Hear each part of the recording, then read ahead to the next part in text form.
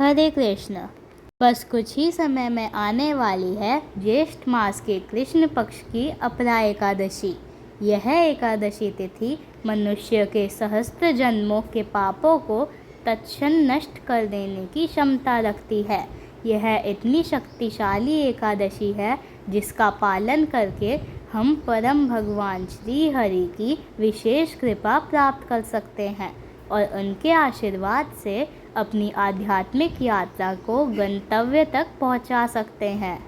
तो चलिए आज के इस वीडियो में जानते हैं कि इस बार अपरा एकादशी कौन से दिन आ रही है, इस दिन के शुभ मुहूर्त क्या रहेंगे, अगले दिन पारण करने का समय क्या रहेगा। तो आइए जानते हैं। इस बार वर्ष 2026 में ज्येष्ठ मास के कृष्ण पक्ष की अपरा एकादशी आ रही है। 13 मई 2026 बुधवार के दिन एकादशी तिथि का आरंभ हो जाएगा।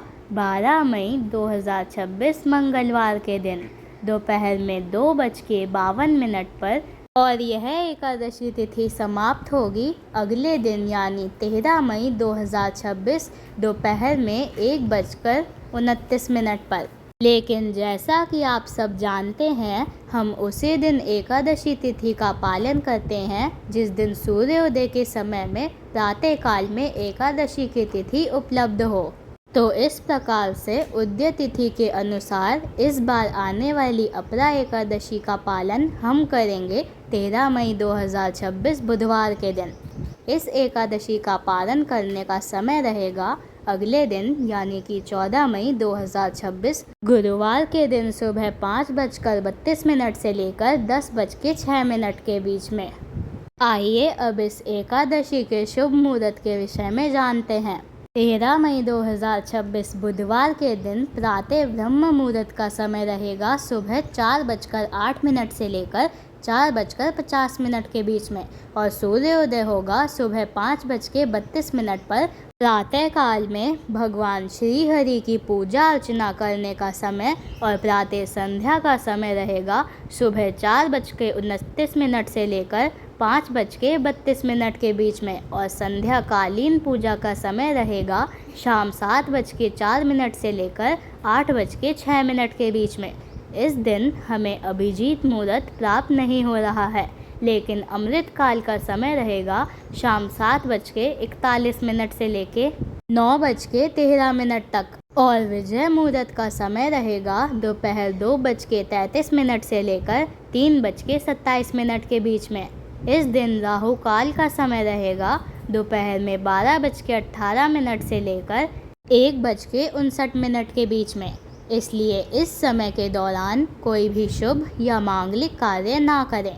अपरा एकादशी के अगले दिन गुरु प्रदोष व्रत भी आ रहा है, यानी कि 14 मई 2026 को गुरु प्रदोष व्रत रखा जाएगा।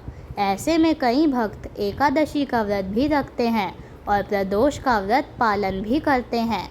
तो उन लोगों के लिए एकादशी पालन करने की सरल विधि यही रहेगी कि प्रदोष व्रत के प्रातः काल में जब एकादशी का पालन करने का समय आता है, उसमें भगवान को समर्पित किया गया चावल का एक दाना लेकर भगवान शिव से प्रार्थना करके आप अपना एकादशी का पालन कर सकते हैं और उसके बाद अपना प्रदोष व्रत भी आरंभ रख सकते हैं। इस प्रकार से आप अपना एकादशी व्रत और प्रदोष व्रत दोनों का पालन कर सकते हैं और एकादशी का निर्धारित समय में पालन भी कर सकते हैं। तो यह थी आने वाली अपरा एकादशी के विषय में संपूर्ण जानकारी। यह एकादशी ज्येष्ठ मास में आती है। गर्मी के समय में ज्येष्ठ मास में जल के साथ भगवान श्री हरि की पूजा अर्चना करने के लिए कहा जाता है। हमारे शास्त्रों में ज्येष्ठ मास का विशेष महत्व बताया गया है। व्रत का पालन हमेशा भगवान को अर्पित किए गए फल, पंचामृत या सात्विक भोजन से ही करना चाहिए। यदि आपको गुरुवार को कोई और भी व्रत रखना है तो केवल पंचामृत या तुलसी मिश्रित जल से व्रत का पालन किया जा सकता है। आपको यह जानकारी कैसी लगी कमेंट करके ज़रूर बताएं। धन्यवाद।